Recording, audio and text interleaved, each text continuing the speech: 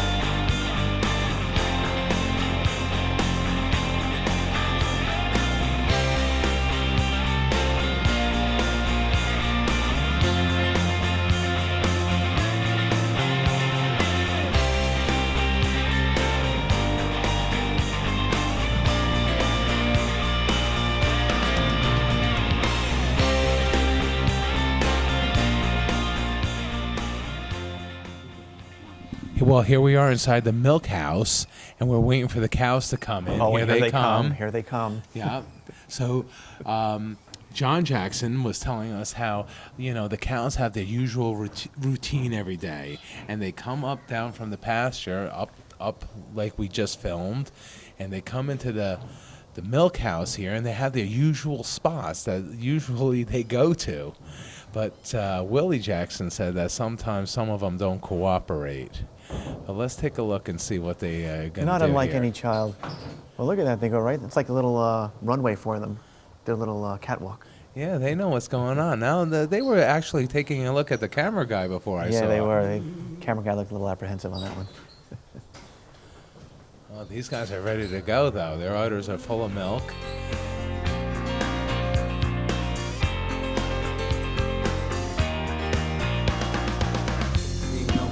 Side, and so when you walk in between them, if you can startle them if you go in on the wrong side of them. So they all kind of have their spot that they belong, that they're used to being milked in. But like these couple here, we just switched them a couple days ago, so they're not used to going in. And you know each one and where they have to be. Right. They all have identification, Right, all and then they tags, all have the name tags as well. Oh, look at that. I don't need the name tags. I can get them in where I know them, well enough. Well, every day, this is done every day. Yes. Yeah. So the milk, so you milk them now, and the milk goes right up to the Hudson Valley Crash. Yes. Yep. Yeah. If you want to come in the milk house now, I can show you where we get started to milk in there. Yeah. Let's take a look. Let's do it. How many do you hook up at the same time? 4. We have 4 machines. Okay, so you hook up 4 machines, and it all goes through and comes back in here. Yep. Right here you'll see there's this glass line, and this goes all the way around the barn.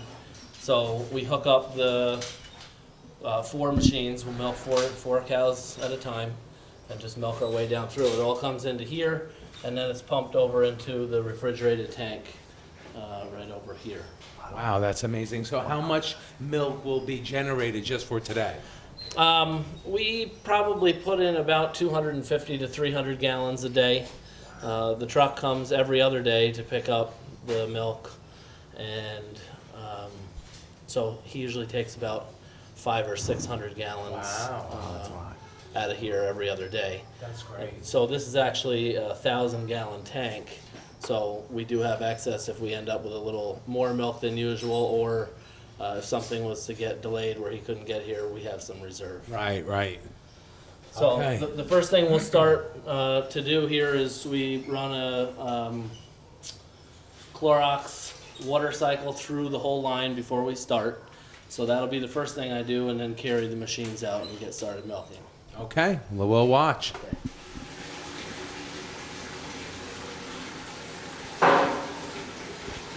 So, John, the cows stay nice and quiet because they're getting a little meal while they're waiting, huh? They do. They come right into the food. We feed that beforehand. That helps them actually come into their spots a little bit better. And generally, they don't make a lot of noise unless for some reason we're running late and they're a little upset. And they get a little agitated. Yeah. Gotcha, okay. So here you go. So the Clorox is going through the top of the milking stations, the 4 milking stations, and that will sterilize all the pumps so then they could milk each cow. The iodine solution will go on the teats. Yeah, actually this water that I have here is just for me to clean my own hands. Then I have a dipper that I use to dip each cow. Oh, very good.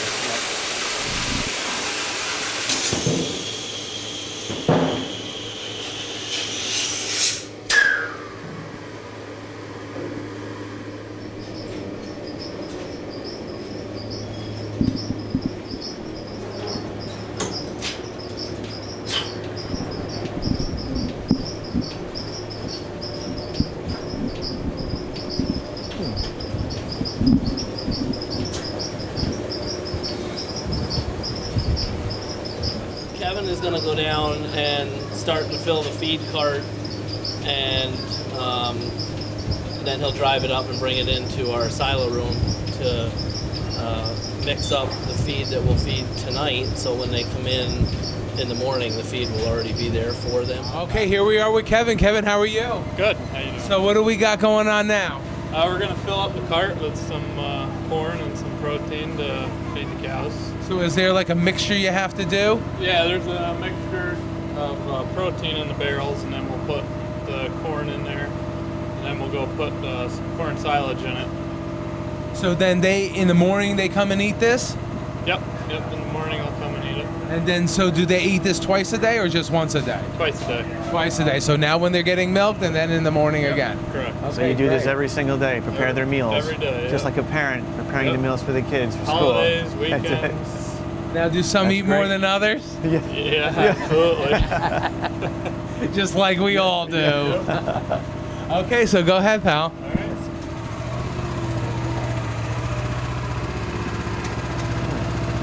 It's like a trail mix.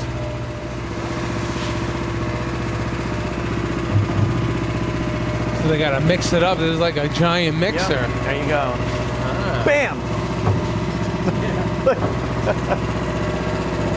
Make a lot of dough in there. Yeah.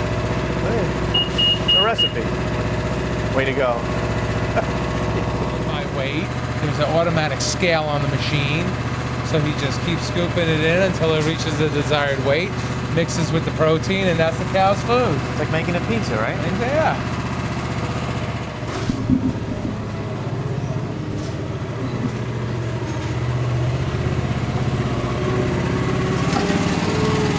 And here we got little Johnny Jackson here. How you doing, buddy? How's it going? You like working on the farm? Yep. Yeah, you're a big help, your father tells me. Yep. Yeah, so what do? This is the food for the next day that they're going to put out now? Yep. All right. You going to help us milk some cows? All right, let's go. All right. Now, are you coming? So, if you're not here to do this, who's going to do this? Well, myself and my brother both milk. Typically he milks in the morning and I milk at night. And if we ever have to swap out for any reason, that's not a problem. It's like any other job. We just, Exactly. discuss that ahead of time and switch out. So we also have some help that's helped us throughout the summer. We trained a couple guys. One is my nephew, and another is a local fellow that comes and helps us. And they don't necessarily milk on their own, but they help us. Right. So, And how much great. milk do you normally get out of a cow? Is there like an average? I'm sure some produce more than others. there is an average and production during the time of their lactation. Even one cow, it kind of goes up and down over time. So what happens is a cow will come in and she will have her calf, and that's when she'll begin to milk. Okay. And so the goal is to have her on a 1-year cycle, 365 days. So what would happen is once she starts to milk, when she's about 60 or so days into her lactation, then we would try to rebreed her again and milk her up to within 2 months of when she's due again. And then you would actually dry the cow off for a 2-month period. That's basically a vacation for the cow. They go through this dry period. It gives more nutrients to the calf rather than pushing it all into the milk. Right. And so then, so the goal would be to milk them for 305 days. And then they have this 60-day dry period, have another calf, and it all starts over again. Okay. So to answer the question that you originally asked, a cow that's milking really good at the peak of her lactation will give around 100 to 110 pounds of milk per day. Wow. And that works out, it's 8.8 gallons, pounds to gallon. So however that works out, it's about 5 or 6 gallons. Have any star performers here? Like somebody that's on the top of the charts producer? Well, again, it goes up and down. Right. We do have a couple good producers, and they're the ones that stay around a little bit longer. If we have some that aren't, then we probably let those cows go and try to keep better cows in the herd. So, again, they all kind of have a period in their lactation that they peak out and they're the best producers. So what you want to do is plan that, throughout your year so that you have an even amount of cows calving all the time, and that keeps your production up. So, there's a constant flow of cows having calves, and then cows drying off, and so that you kind of have a constant flow of production all the time. All right. Well, let's Excellent. see you at work. Okay.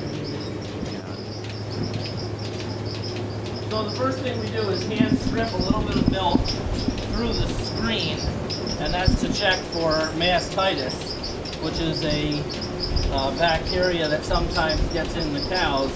And if you detect that on the screen, what you would do is hold that particular quarter out, or if for some reason it was all 4 quarters, it would be completely held out.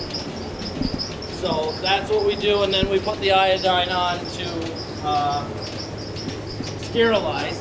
And so I'll go and I'll get the first 4 cows ready for the first 4 machines, and then I'll come back after the dip has been on for about a minute or 2, and then I'll wipe it off and put the machines on. Gotcha. Now I notice you're bouncing around from stall to stall. Is it always these 4 that you start with first, or do you go in a different cycle? It is these 4, and like I had explained earlier, if you'll notice, there's a hookup in between these 2 cows. So I'll go in and milk these 2 cows with this machine, then move that machine down. So it seems like I'm skipping around, but there's kind of a method to the madness of where I go and what I do. So, without having a hookup in between each cow, you don't just milk 4 in a row. Okay. So what's your name, sweetie? Lindsay. So this is your brother Johnny over here? Mm-hmm. Okay, so who helps out Daddy more in the farm, you or Johnny? Probably him. Probably Really? him. Why is that, Lindsay? I usually just stay home with my mom, but Yeah. sometimes I come. Yeah, you like the farm too, right? What's your favorite part? Probably playing Oh, yeah? With the cats? Yeah, you like the cats? What about you, Johnny? I like milking cows. You like milking the cows? You're a man, you're a little boy after your daddy's heart. I That's can see that. Lindsay, what kind of animals do you like? Tell them. Horses. Oh, you like horses, Nice. huh? We don't have any horses on the farm, so that's a little bit of a problem because she likes horses so much. I'm sure she gets her fill. Okay, you see the built-in seat there? I don't think that would be strong enough for me there, Tom, huh?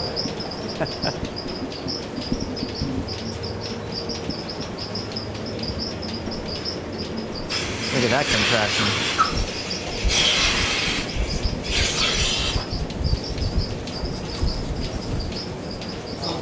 This cow is a little bit lighter of a producer right at this point, so she'll actually milk faster than some of the others. So Okay. I'll need to get right back to her and get that machine off. Right, and this guy next to her, this lady next to her, Yeah, she's yeah. pretty full here. Right. Yeah, she's yes, dripping. And that's just because she's actually just had a calf fairly recently, and the other cow is at the end of her lactation. So Ah, so now it makes sense of Yeah, all the things right. that you're saying. yes.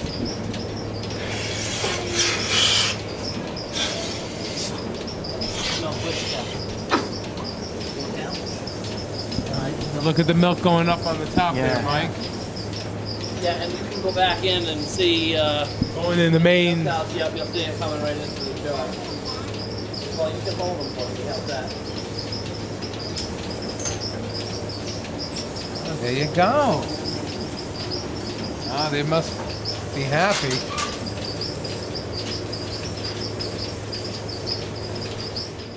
So here it is, right back in the milk room here, where all the milk comes to the main jar, Right to the glass jar.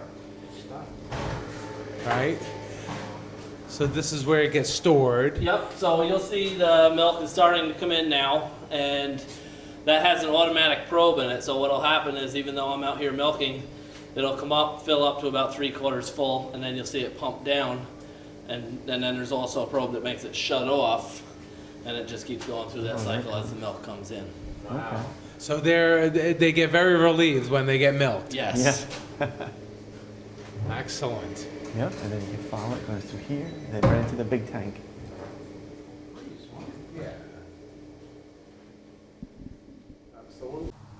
Okay, well, here we are with the owners of Shenandoah Farm, Mr. and Mrs. Jackson. How are you today?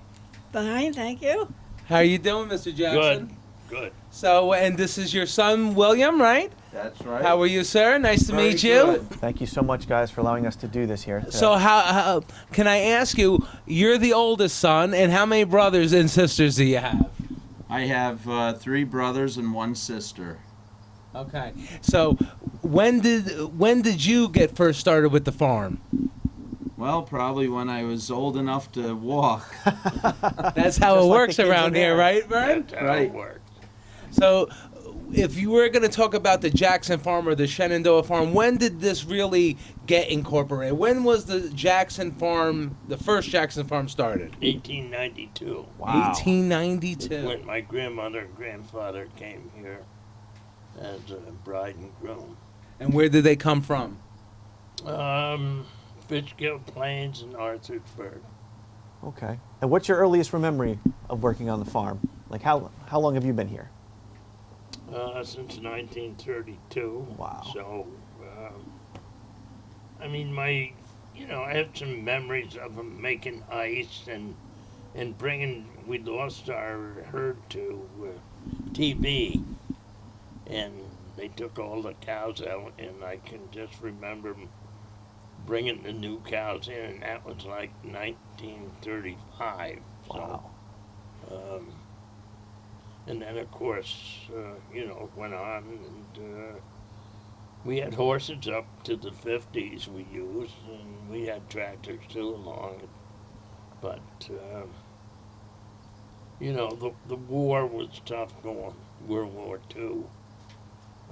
You couldn't buy any tires, you couldn't buy boots, you couldn't buy sugar, you couldn't buy coffee, you couldn't Right. buy bananas. Your gasoline was rationed, and Even for the farmers. even for the farmers. But you and, persevered. and we had blackouts and Wow. And how large is the farm? How many acres is it? well, it was 179, and then we sold some to the Appalachian Trail, and but we bought additional land, my brother and myself, through the years. Some parcels that were close to the farm or next to the farm. And has it always been the same type of farm? What kind of farming do you? Well, is it? Originally, farming has changed in like the 40s, well, the 50s probably, after the war.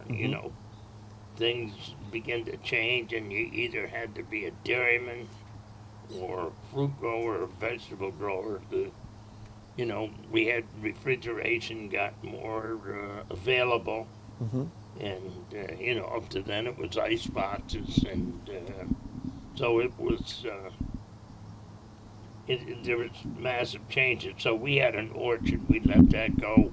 We used to grow potatoes. My father and grandfather were both peddlers in Beacon, and so that sort of went away. Increased transportation. Made it easier for farmers to get their milk trucked away. We used to take ours by horse to Hopewell sometimes, Right. summer and winter, and the neighbors grouped together and would take each other's products. So, Well, that was probably a wise decision by your father, because the milk was a more steady business. You would always have a demand for the milk, unlike the fruits or the vegetables. yeah. Well, that's very true. And then there was quite a co-op movement, cooperative movement in 1935, which sort of guarantees if you sell milk to the co-op, you're going to get paid. That's always a good thing. They're not going to tell you how much they're going to pay you, but you get paid. Well, you get something. You get something. And so, it took a lot of the gamble out of it. And we used to have 3 acres of potatoes that we grew. So we gave up the potatoes and gave up the orchard and went with the dairy business. And I was just looking in, I dug out some old books, and there must have been maybe 60 dairy farmers in East Fishkill. Wow. So times have changed. So yeah, East Fishkill, Dutchess County was predominantly all farms, Yeah. right? Big dairy farm, high class, well-bred Holstein herds came from Dutchess County. So they were wanted. Well, they were wanted, and they always took them to the state fair and won prizes. And so there was big herds. The governor, Dewey, had a herd in Pauling, herd of cows. Oh, really? Yes. Did you ever have anybody famous come on the farm? I think that the president of Romania was here. The president of Romania. Really? Why was he visiting? Well, they were switching from government-type farms to when they tore the big wall down. Why Russia sort of took a back seat, lost a lot of these areas, and they were going to move the governmental farming to private farming. Oh. So they wanted to come and see See how to do it the right way. what to do with this. And we've had a couple come from Japan to look at what's going on. And we've shot quite a lot of movies and commercials here. Charles Carroll had his picture taken up on the hill. Oh, yeah? Nice. So, and Spike Lee has been here. Oh, he shot a film on the farm? Yeah, Oh, very part nice. of his film was shot here. Well, is this your first shot at stardom on film? No, my first start, I was a model for Lee Overhauls. Really? Out in a hay You were a conveyor model, in Verne? the barn. That's Yeah, fantastic. I had a Where are Lee- those pictures? I had a Lee hat, a Lee shirt, and so So that's how Mrs. Jackson Yeah. got to know you, huh, Mrs. Jackson? You couldn't Mrs. resist Jackson, that, a model. Let me ask you. Now, you grew up in East Fishkill also? Yes, Fishkill Plains. So your family also owned a farm? My grandmother owned a farm, the Asenkop family. Okay. Actually, they were Allens. My grandmother was an Allen. And you worked on the farm as well? No, I only lived there for about 6 years, and then the war came. My father was, he was drafted into the Army and gone for a couple of years, and we moved to Pleasant Valley and Poughkeepsie for just a very short time. Then we moved back out on part of my grandmother's farm again. But I got back on the farm here. So then you met this young man, and he Yeah. took you to another farm. This young model. I met him at a square dance down at Really? Wickapee Grange. Right. That's so good memories. Uh-huh. Lots Now, of memories. Mr. Jackson, I understand that you're very involved in the volunteer fire department. Can you tell us something I about have that? been for quite a few years. I think it's 47, 48 years Wow. now. And a member of the Wickapee Fire Company, and I was a lieutenant in the company, but I got concerned that the firehouse is like 5 miles from here, and if my place catches on fire, why, I'd have to wait too long. So I got the urge to get a substation in this area, and I worked hard. I had to go through 5 divisions of the state in order to get clearance to put the land on that section, because the state owned the property. Wow. And then after we've got that built, I was a commissioner for the fire district for 10 years. Wow. That's And great. 5 years. Gave back a lot to the Yeah. community. Yeah, and the lucky or unlucky part is I got all my sons involved, grandsons, so That's giving back to the community. That's wonderful. Yes, you were absolutely right. They So were the- all fire Give chiefs. back. All Yeah. the boys were. Like right now, Chiefs if of the the fire. whistle blew, you would have to probably finish milking for them. I was going to say, who's going to milk the cows then?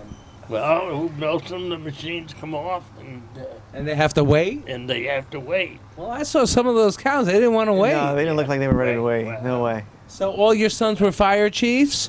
Yeah, my 4 sons were fire chiefs, and my daughter is, she moved to Pennsylvania. She's involved in the rescue service, and then her son worked on the farm this year, and so he joined the Whitby Fire Company. So, Excellent.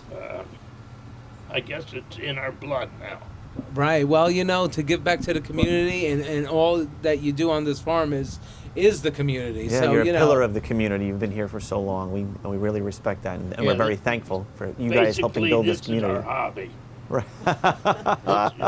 The farming's the hobby. farming. The fire is the main business. You know, the fire company is our hobby. That's Right. where we spend our time. And it helps other people. Right. Absolutely. And, you get to see everybody in the community there, and that's what makes everybody successful. Now, Mr. Jackson, you are in charge of Hudson Valley Fresh. Is that correct? Well, I'm the operation manager. I wouldn't say that I'm totally in charge, but yes, Hudson Valley Fresh. That was it's a cooperative of 10 local farms from Dutchess, Columbia, and Ulster counties.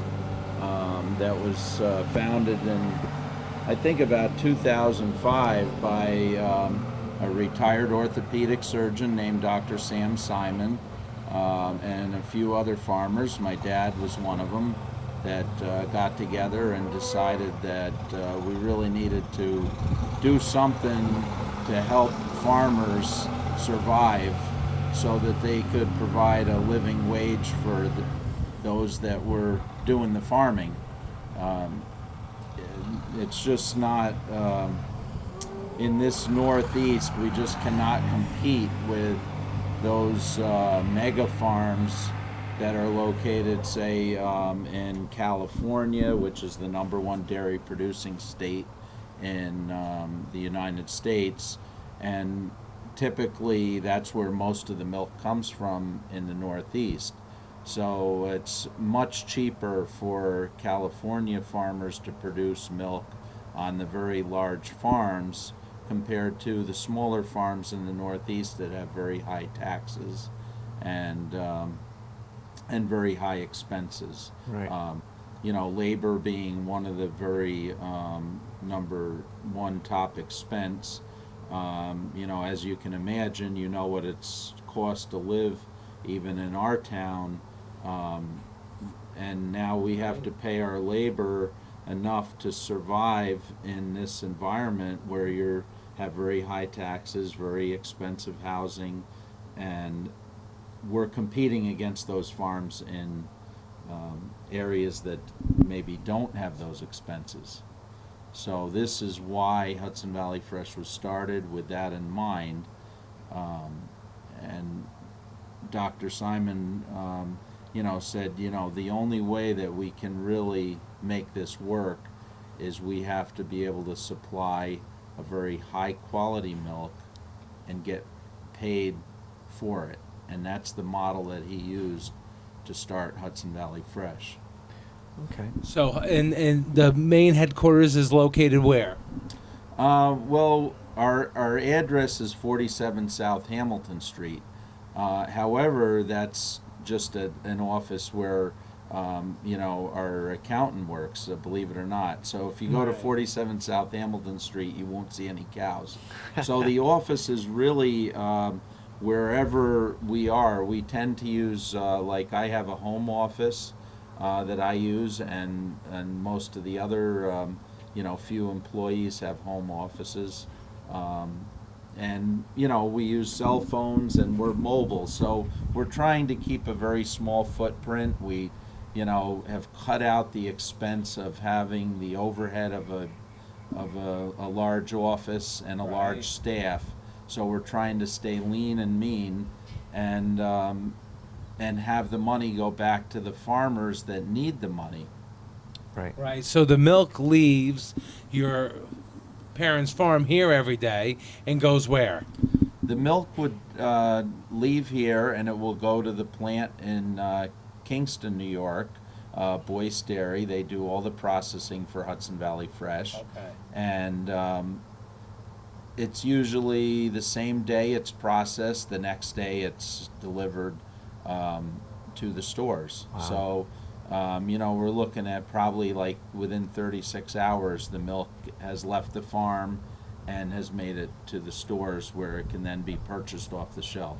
Wow. Well, Now- they picked our milk up here today around 12:30 and went to Kingston, and within a few minutes it's going to be going by here to McMahon's, where they store it overnight and deliver it tomorrow morning in New York City. Right. Wow. So it's actually on the shelf, or it could be on the shelf in less than 24 hours. Now, what's the difference between Hudson Valley Fresh milk and, say, another gallon of milk that I would pull off the shelf?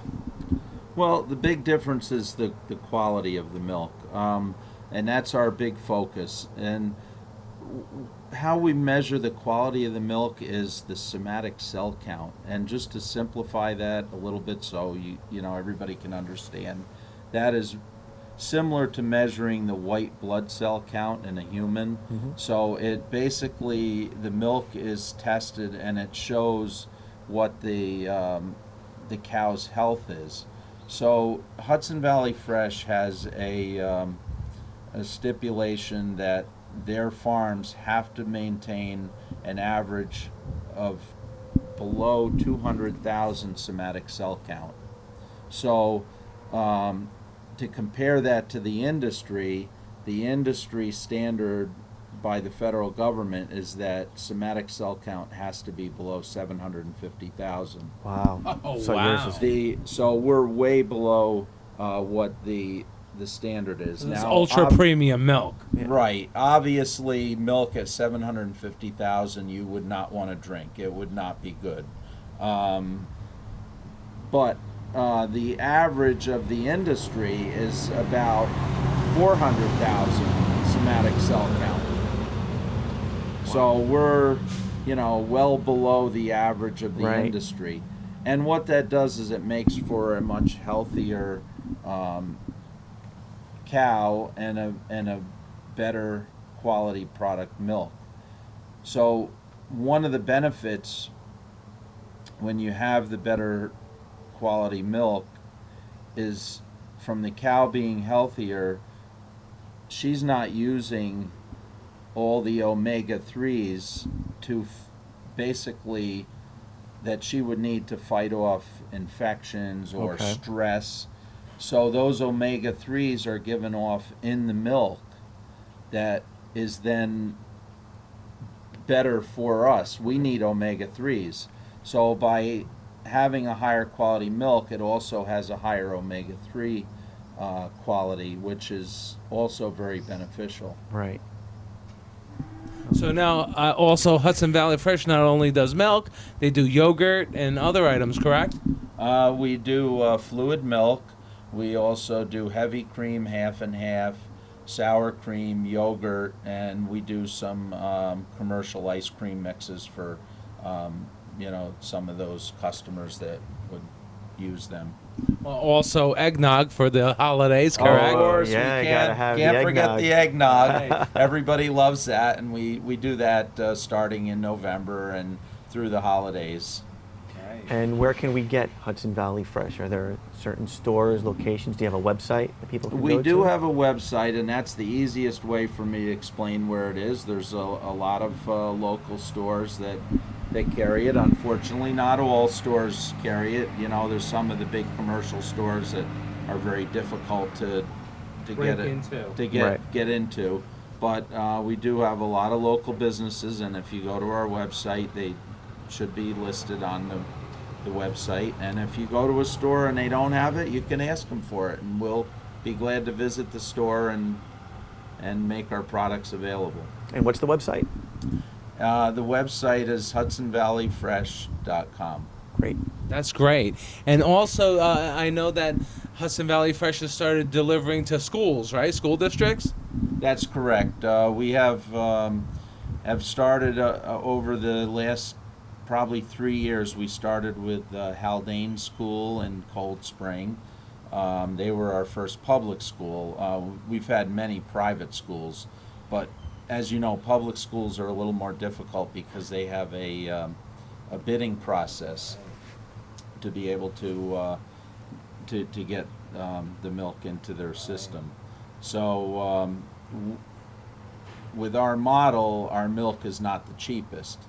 So it was a little unique on getting some of these contracts to get into the schools, but we've had a lot of help from an organization called Farm On, and this is their focus, to try to get quality milk and also educate our children as to the importance of local quality foods. That's great.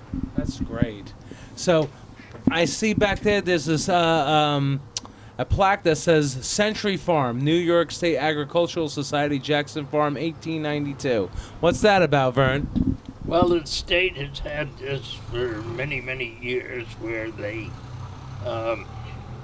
take farms that have been in business for over 100 years, and they take, I believe, 6 farms from the state every year, and they have a meeting in January, and it's in Syracuse, and they honor these 6 farms every year, 6 new farms, and so they've been doing this for many years, and a lot of farms have been taken in, but it's hard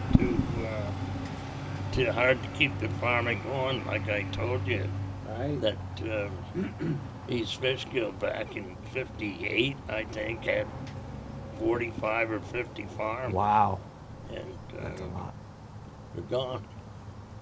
Well, But you're still here. You're still here, and that's a testament because, obviously, like your son said, property values increase so much, and if you look at where your farm is geographically, it's probably the most valuable piece of property in all of our town. Yeah. You're in between two of the major thoroughfares here, and I'm sure over the years that many people tried to come and offer you to buy your farm, right? Oh, they used to, but they don't bother anymore. You set them straight? Yeah, they just don't bother to come and ask. So They took the hint. they took the hint. Oh, good for you. But, we're lucky in Dutchess County because as the dairy farmer went out, we had many large horse breeders and lovers come in, and they bought the whole farms, and they've kept a lot of our land open, and that's been a good thing for agriculture, good thing for the county, good thing for the people because. We're going to be in the same trouble that California is right now with water. There just is not enough water. And when you cover the ground with blacktop and you put roofs in, it just runs away and you don't have a chance to get into the ground where Right. when there were trees and leaves, it fell on the ground, worked its way into the ground, and tremendous runoff. With like where we are, you take IBM and the Gap, just tremendous amount of water just runs off when you get a heavy rain. You just millions of gallons you lose. It doesn't go to the correct aquifers. Right, it goes right down in the creek, and then you get flooding in the creeks because the runoff is massive. Right. So, speaking of that, planning is important. Your father, he was involved in East Fishkill, correct? He was on the planning board? Yeah, he was the chairman of the planning board for quite a few years. Wow. So he saw a lot of dramatic changes in this town. Change, yeah. I'm sure you've seen a lot of And dramatic I've seen changes in this a lot of now. change. We've when you think back, why I'm just thinking back, and I wrote down the amount of things that I have that my mother didn't have, and tremendous. I mean, I can remember when there was no ballpoint pen. Wow. Now, what do you think of that? Yeah. Well, that would be hard for the accountant at the Hudson Valley Fresh to do the paperwork, right? Yeah, Get the you'd pen have and the to quill and the dip ink. into the inkwell. That's all in school. Right. Now, let me ask you, with the other farms through the years, were there friendly farmers or rival farmers? Like you had Morgenthau owned Fishkill Farms up there, and you had the Hickmans down in Wikipedia, right? And you had many. Were they friendly or were there foes?